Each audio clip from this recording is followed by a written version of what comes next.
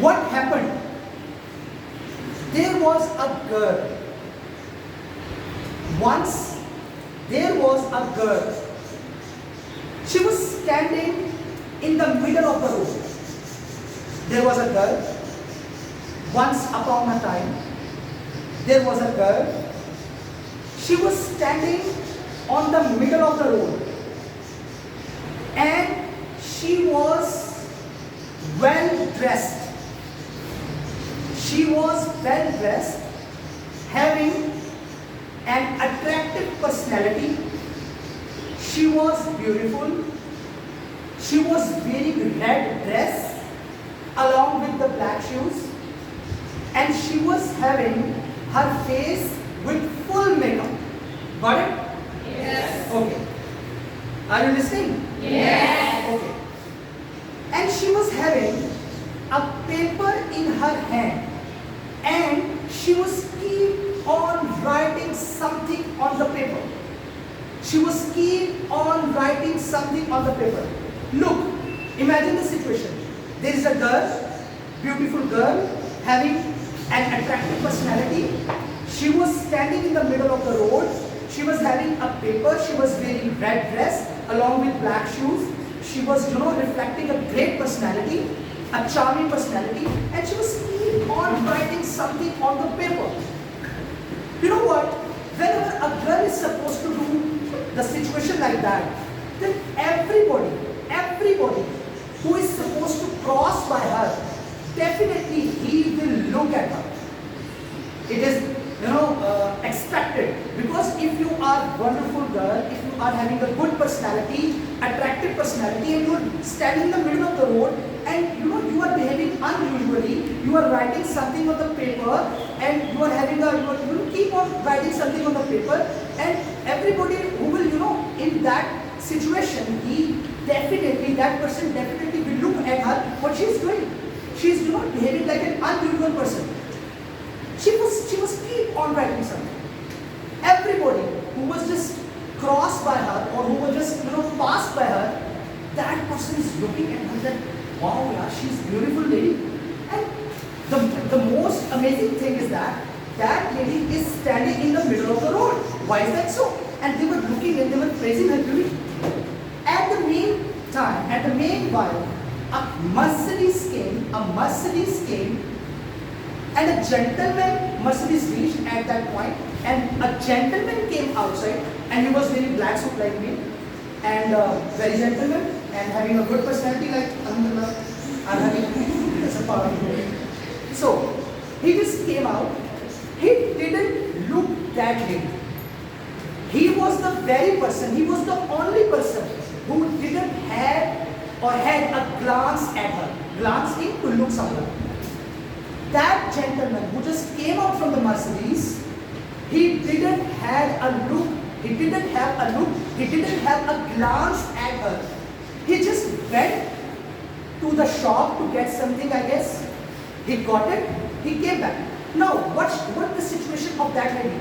She was thinking that everybody was looking to me. Everybody was supposed to, praise my beauty. But that is the very person who didn't look at me. Why is that so? She was observing that person, and she was, keep writing something on the paper. That gentleman, are you boring? Yes? I heard that right. Are you boring? No. Okay. So should we continue this? Okay. So what happened? That person went to the shop. That gentleman went to the shop to get something, and she was writing. She was keep on writing something on the paper. When he was coming back, she was expecting that now he will definitely look to me, right? But it wasn't happening according to her expectation. He just came out, and he was going near to his car. He didn't have a glance at her again, and she was again surprised. What is happening? Why he is not looking to me? Now that gentleman came near to his car, he opened it and he said, that lady came to him and she just knocked the window. That gentleman rolled down the glass of the window and he said, "Yes, ma'am, what can I do for you?" She just, took a pistol from her purse and she just took an aim towards him. And she said that, "I want to go somewhere. You will have to give me a lift." That person said that, "Okay, doesn't matter. And I'm not minding at all. You can just sit in the car. But why you have taken that pistol?" She said that, "Stop talking." She just entered the car, sat, and again made herself busy in writing something. She started to write. And she was observing him, and then she was writing. Observing and then writing. As far as that gentleman is concerned, he was cool and calm. He played the music. He was driving the car gently, calmly. He was not having any kind of fear which he was feeling on his shoulder. He hasn't suffered by any kind of fear. And that lady was just surprised. That lady was surprised that why he can have such kind of, calmness. After a drive of, 20 or 25 minutes, she said that, "Okay, stop the car, I'm going." He did the same thing because she was having a pistol in her hand. She just came out and he said that, "Ma'am, can I ask something to you?"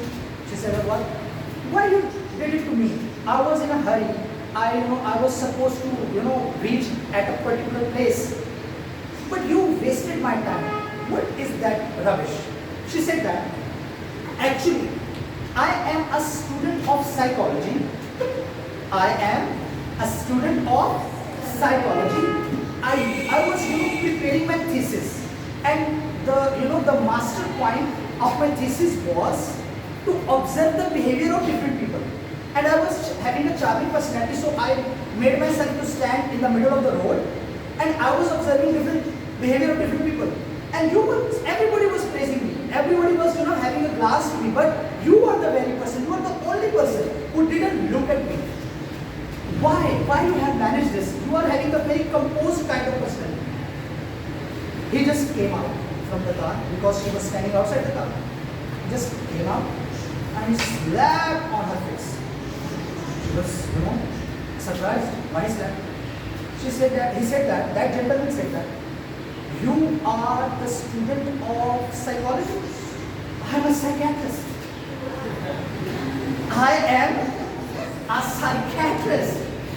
आप मुझे confuse नहीं कर सकते." That's all. कैसी लगी ये story? Very important point I want to take out. I want to extract right now. मैं बहुत अहम नुक्ता आपके सामने निकालना चाहता हूँ. मैंने आपको सारी स्टोरी सुना दी. इंग्लिश में सुनाई. इंग्लिश आपकी फर्स्ट लैंग्वेज नहीं है, आपकी सेकंड लैंग्वेज है. किस किस को समझ आई हाथ पर? Raise your hands. अच्छा, ये जरूरी नहीं है कि किसी को 100% समझ आएगी. मैं कह रहा हूँ किस किस को थोड़ी बहुत ही समझ आ गई. अच्छा, किसी में इतना पानी है कि वो यहाँ आकर उर्दू में बता सके कि मैंने क्या बताया? Raise your hands, please raise your hands. Who is Laiba? You are the Laiba. Please come on the stage. A big round of applause. Big round of applause, please.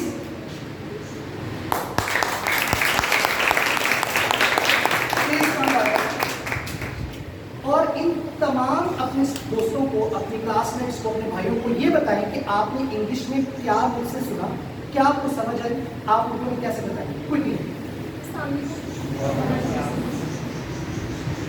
तो सर ने ये बताया कि एक लड़की जो कि वेल ड्रेस थी, मतलब कि बहुत अच्छे उसने कपड़े पहने हुए थे, बहुत अच्छा मेकअप किया था.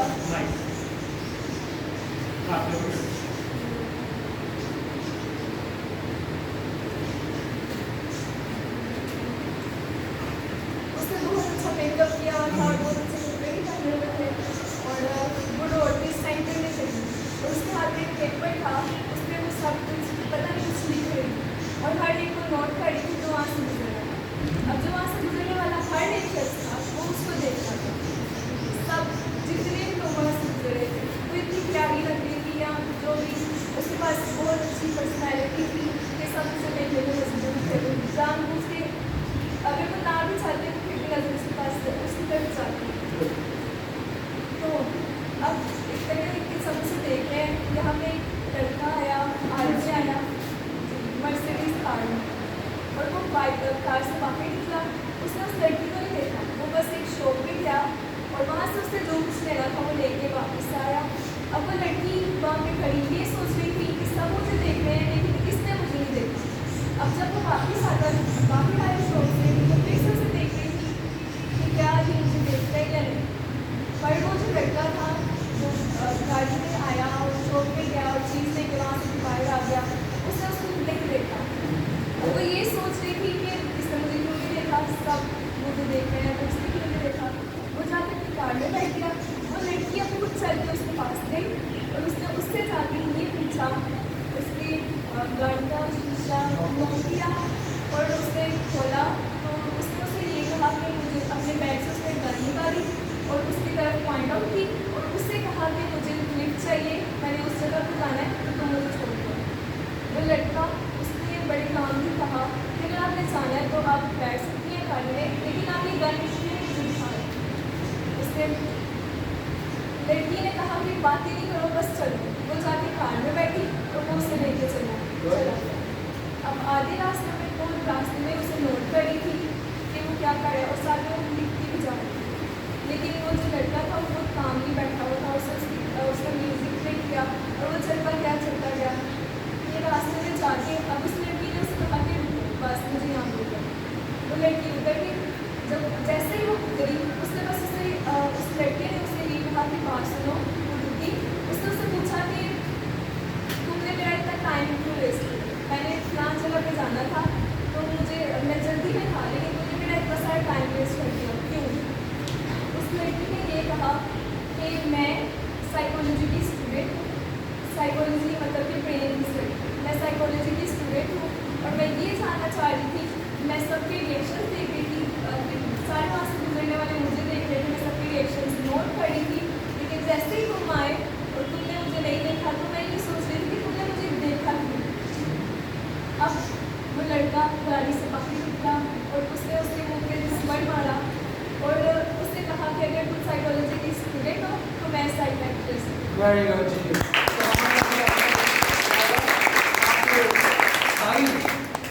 देखिए यहाँ से हमने जो चीज सीखी है ना वो ये सीखी है, रमेश प्लीज हेल्प मी जी।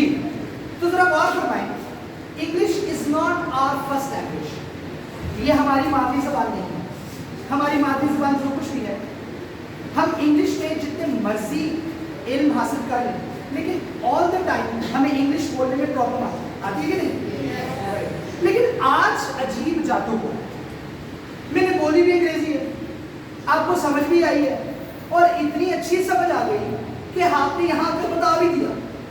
क्योंकि आपको पता मैंने किया क्या है? मैंने किया ये है कि मैंने कम्युनिकेशन पर जोर दिया है, मुश्किल अल्फाज या structurally complex word of English पर फोकस नहीं किया हुआ। मैं क्या कर रहा था? मैं अपने आप को कम्युनिकेट करने की कोशिश कर रहा था, ना कि मुश्किल अंग्रेजी बोलने की कोशिश कर रहा था। Got my point? एक्चुअली होता क्या है, जब हम कम्युनिकेट करते हैं लोगों से तो हम ये चाहते हैं कि हम मुश्किल तरीन अल्फाज, इंप्रेसिव वर्ड्स लेकर आए और उनको बोलकर दिखाएं, ताकि वो हमारी बात का असर ले सके, या कम से कम वो ये सोच सके कि यार इस बंदे को कितनी अंग्रेजी है। टास्क या गोल ये नहीं है। कम्युनिकेशन का मतलब होता है बात को समझाना आसानी के साथ, और लैंग्वेज उसका सिर्फ एक टूल है। तो मैंने आज आपको ये बात बताई कि जब भी कभी आप किसी से कम्युनिकेट करें, which is the most important thing of one's personality, तो आपको करना क्या होता है? आपको कम्युनिकेट करना होता है इन एन ईजी इंग्लिश। अगर इंग्लिश में बात करना जरूरी है, आपको इंग्लिश आसान लफ्जों के साथ बोलनी है, मुश्किल लफ्जों के साथ नहीं बोलनी, क्योंकि वो कम्युनिकेशन नहीं होगी। हम लिटरेचर की क्लास नहीं ले रहे, हम इंग्लिश लिटरेचर की क्लास नहीं ले रहे, हम क्या कर रहे हैं? बात को कम्युनिकेट कर रहे हैं। तो बच्चों का सबसे बड़ा टास्क है इंग्लिश बोलना, और इंग्लिश बोलने के लिए सबसे पहला टास्क होता है इंग्लिश समझना। जो अच्छा समझेगा वही अच्छा बोलेगा। तो आज आपने साबित कर दिया आपके लिए, आप खुद क्लैपिंग करेंगे कि आप अच्छा सुन सकते हैं, और अगर अच्छा सुन सकते हैं तो आप अच्छा बोल भी लेंगे। That's my point.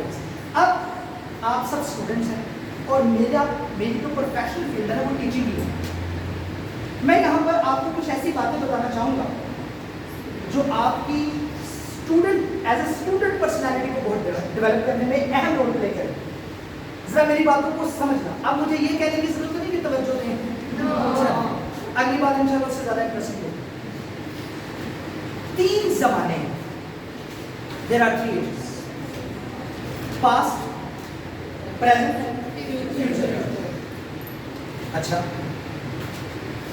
पास्ट कहते हैं गुजरे हुए कल, आसान लफ्ज़ है। फ्यूचर कहते हैं आने वाले कल। प्रेजेंट का हमें पता ही नहीं। प्रेजेंट का हमें पता ही नहीं। हमें 2 चीजों के बारे में समझाया जाता है, या हम 2 चीजों के बारे में जानते होते हैं, अपने पास्ट के बारे में, या हम प्रिडिक्ट कर रहे होते हैं अपने फ्यूचर के बारे में। अच्छा, इंतहाई बेवकूफ है वो लोग जो पास्ट और फ्यूचर को डिस्कस करते हैं। पास्ट अगर अच्छा है, पास्ट अगर अच्छा है तो फेयर एनफ। अगर बुरा है तो आप क्या कर सकते हैं? जो आपने कल गलत किया उसको चेंज कर सकते हैं। या अगर आपने कल अच्छा किया, गुजरे हुए कल में अच्छा किया, तो कोई उसे गलत कर सकता है? नहीं कर सकते। यानी आप इंटरफेरेंस नहीं कर सकते, आप इंटरफेयर नहीं कर सकते किसके साथ? पास्ट के साथ, गुजरे हुए कल के साथ। अच्छा, फ्यूचर किसके हाथ में? अल्लाह तबारक व तआला के हाथ में। इंसान के इख्तियार में तो नहीं कि कल क्या होना है, अगले लम्हे क्या होना है। हमें फ्यूचर का भी कुछ नहीं पता। अच्छा, लोगों का फोकस ही इस बात पर है, यार हमने वो किया था, यार हमने ये करना है, इंशाल्लाह हमने ये करना है, यार हमने वो किया था, हमने ये करना है। भाई, पास्ट में अगर आपने कोई अच्छा काम किया है, कोई भी अच्छा काम किया है, जरूरी नहीं कि आप हर आने वाले वक्त में उसी अच्छाई को दोहरा सकें। और अगर आपने पास्ट में कोई बुरा काम किया है तो ये भी जरूरी नहीं है कि आप उसी काम को दोबारा से बुरा कर दें। बात समझ आ रही है? आसान समझ आ रही है? आसानी से आ रही है समझ बात? पास्ट में हमारा कंट्रोल नहीं, फ्यूचर वैसे ही अल्लाह के हाथ में, उसमें भी हमारा कंट्रोल नहीं। तो जो लोग गुजरे हुए कल और आने वाले कल की फिक्र में लगे रहते हैं ना, वो कभी भी अपना प्रेजेंट ठीक नहीं कर पाते, आज नहीं ठीक कर पाते। That is the mistake. ये है वो ओपनिंग गेट सक्सेस का नहीं, काबिलियत का। क्योंकि जब आप पास्ट को सोचते हैं ना और फ्यूचर को सोचते हैं, इन 2 चीजों को सोचते हैं, जिससे आपकी सोच का ताल्लुक होना ही नहीं चाहिए, तो आप ना स्ट्रेस में आते हैं। रवा करना, आप स्ट्रेस में आते हैं, दबाव में, और मैंने ये क्या कर दिया, स्ट्रेस। समझ आ रही? जब मैं ऐसे करूंगा, ये भी स्ट्रेस है, मुझे ऐसे करना है, ये स्ट्रेस नहीं है। ये पता क्या है? रिस्पॉन्सिबिलिटी। ये क्या है? जिम्मेदारी। जिम्मेदारी। You are suppose to become responsible student. आपने स्ट्रेस को नहीं बियर करना। You are not suppose to experience stress. आपको बियर क्या करना है? आपको रिस्पॉन्सिबल होना है, बियर कुछ नहीं करना। आपने अपने आप को बनाना है जिम्मेदार। जिम्मेदारी से कभी स्ट्रेस नहीं आता। गुजरी हुई चीजों को डिस्कस करने से और आने वाली चीजों जिनका इख्तियार ही नहीं आपके पास, उनको डिस्कस करने से हमेशा दबाव में रहेंगे, प्रेशर कुकर में रहेंगे। आप इंसान हैं, कटा हुआ गोश्त जिसको गलाना है और प्रेशर कुकर में डालना। तो do not think, do not care about the past, and you are also suppose to not, you are also not suppose to take care about the future. तो सोचना क्या है? आज कैसे बेहतर बनाना। I need to make good, I need to expect good from today, right from today. ये है आज का सबसे इंपॉर्टेंट लेसन। हमें आज को बेहतर बनाना है, और आज को बेहतर बनाने के लिए आप रिस्पॉन्सिबल तो जरूर बनेंगे, इंशाल्लाह स्ट्रेस से बाहर आना, दबाव में नहीं आना। आई थिंक थोड़ी सी तालियां बजा दें। इन तालियों से मुझे थोड़ा सुकून मिल जाता है, थोड़ा बात में इजी हो जाता है। अच्छा, पहली बात मैंने आपको क्या बताई आज कि आपने कम्युनिकेट जब भी करना है, you are not suppose to take care about the grammatic rules, you are not suppose to take care about the complex structurally complex English words, you are only need to communicate in an easy language. That's it. Communication means to communicate. Okay, तो communication आसान लफ्जों में हो सकती है, मुश्किल अल्फाज में नहीं हो सकती. दूसरी बात आपको मैंने क्या बताया कि कभी भी पास करना सोचे, मैं ये कर सकता, मैंने ये किया यार, घबरा ना हुआ. Don't take care about the past. और फ्यूचर चूंकि अल्लाह के हाथ में, उसके बारे में भी सोचना छोड़ दें. प्रेजेंट अच्छा करें.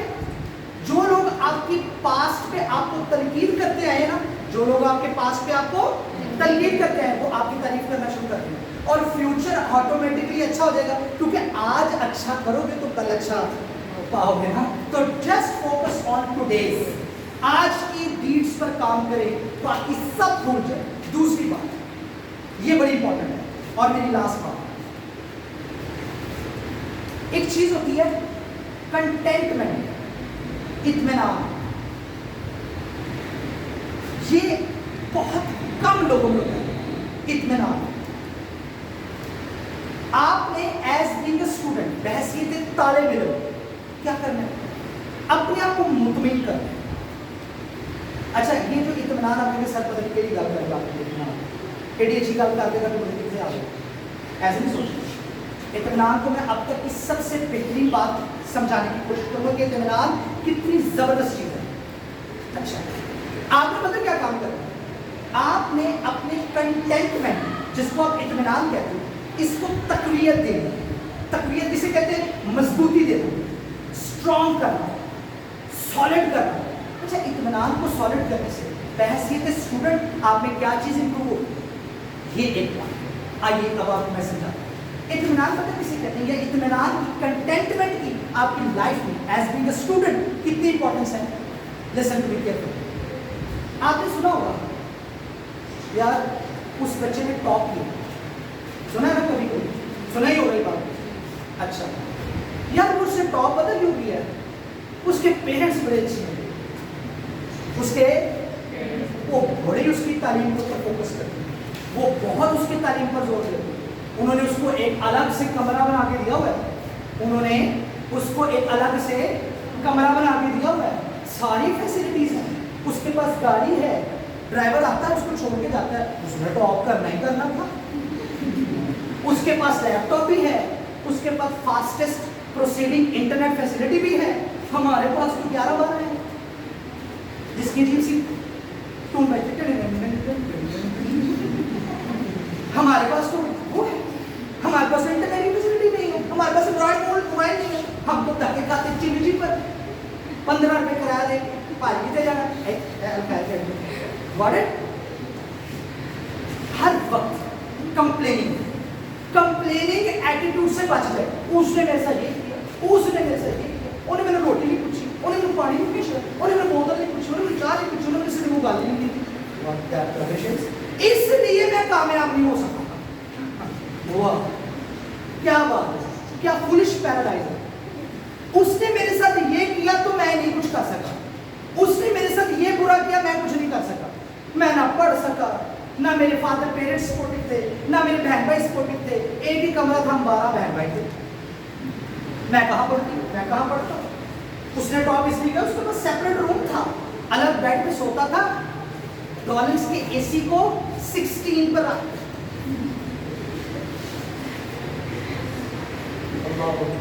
इतनी कंप्लेंट्स, बहुत ज्यादा कंप्लेंट्स. Stop complaining. इत्मीनान करो what you are having. Sometime चीजें नई सीखने से ज्यादा इंपॉर्टेंट होता है उस चीज को निखारना जो अल्लाह ने आपको देकर भेजी. मिसाल के तौर पर मैं एक बात आपको अर्ज करता हूं. मैंने ना अपनी जिंदगी के 40 साल तकरीबन गुजारे. I am into the 39 year of my life. 39वें साल में I was a good cricketer. But I am not a good cricketer now. मैं अब अच्छा क्रिकेटर नहीं. यानी मेरी ऐसी काबिलियत है जो कभी थी अब नहीं है. आई वॉज अ गुड सिंगर. मैं अच्छा गा भी लेता था, लेकिन अब एक जुमला नहीं गाया जाता, वैसी म्यूजिक से दूर हो गया. यानी ये वो चीजें हैं, ये वो मेरी सिफात है जो पहले थी अब नहीं. अच्छा, मैं अपनी अम्मी के पास गया, मैंने कहा अम्मी कोई ऐसी मेरे में क्वालिटी बताए, मुझे तो नजर ही नहीं आती, ऐसी कोई क्वालिटी बताए जो मुझ में कभी थी, जो मुझ में कभी थी आज नहीं या आज भी है। ऐसी क्वालिटीज होती है ना जो कभी आपके अंदर होती हैं और प्रेजेंट में भी होती है, और बात ऐसा होता है कि पास में थी अब नहीं है। दो ही तरह की क्वालिटीज हम लेके चलते हैं। तो मैंने अपनी अम्मी से पूछा, मुझे कोई ऐसी क्वालिटी बताई जो मेरे में बचपन में थी, मैं देखूं शायद आज भी है। अब ये कहती तू बोल दो, बोल सके, यू वर वेरी टॉकेटिव। कहती जब तेरी जबान बोलना शुरू हुई, तेरी जबान से अल्फाज निकलना शुरू हुए, हर एक के साथ बोल ही जाता, बोल ही जाता। You were very talkative. कुछ भी उठाता तो कुछ होता नहीं। You create, you were space to create friendship with that person. Doesn't matter कि वो स्ट्रेंज है या अपना। मैं बात कर रहा हूँ, मैंने कहा यार ये तो आज भी है मेरे पास quality. I was a good cricketer, but I'm not right now. I was a good singer, but now I cannot sing one verse. But as far as my ability to conversate, to communicate, that quality is I'm having still right now. I'm having that quality. That's why you are listening to me now. That's why you are listening to me. तो हमेशा हमेशा उन qualities पे काम करें जो qualities आपके पास हैं। समटाइम अपनी पर्सनैलिटी में क्वालिटीज ऐड करने से बेहतर क्या होता है, अपने आप के अंदर पहले से ही मौजूद क्वालिटीज को। और सोचें कि जब आप 2.5-3 साल तुमने बोलना शुरू हुए थे, तब आपके पास कौन सी क्वालिटी थी? जब आप बोलना शुरू हुए, आपके पास बोलने की क्वालिटी क्या आज भी है? क्या आप अच्छी क्रिकेट आज भी खेल सकते हैं? क्या आप के अंदर कोई और ऐसी सिफ्ट है जो बचपन में भी थी, आज भी है, बस उस पर काम करना शुरू करते हैं? This is called as contentment. This is called as अपने बारे में मुतमिन हो जाना। जो आपके पास है, चीजों को समझना अच्छी हैबिट है, लेकिन समटाइम नई चीजें समझने के लिए हमारे पास जो होता है ना, हम उसको भूल जाते हैं, उसको समझ नहीं पाते कि हमारे पास ये भी है। दूसरी चीजों को अडॉप्ट करें। वो पहनता कैसे, वो चलता कैसे, मैंने भी ऐसे चलता। नो, हमारी चाल बहुत अच्छी है। तो अपनी उन क्वालिटीज पे काम करो माय डियर स्टूडेंट्स, जो क्वालिटीज अल्लाह ताला ने आपको दी है। पहले उनमें परफेक्ट आप हो जाओ, पहले उनमें एक्सपर्टीज हासिल करो, उसके बाद नई नई चीजें सीखने से कोई माई का लाल आपको रोक नहीं सकेगा। That these are my 2 points जो मैंने आपको बताई। Never think about your past, never think about your future, always stay in present and always try to have contentment. जो है काफी है, जो नहीं है वो हासिल कर लेंगे इंशाल्लाह। तो दैट्स ऑल अबाउट। उम्मीद है कि आपको आज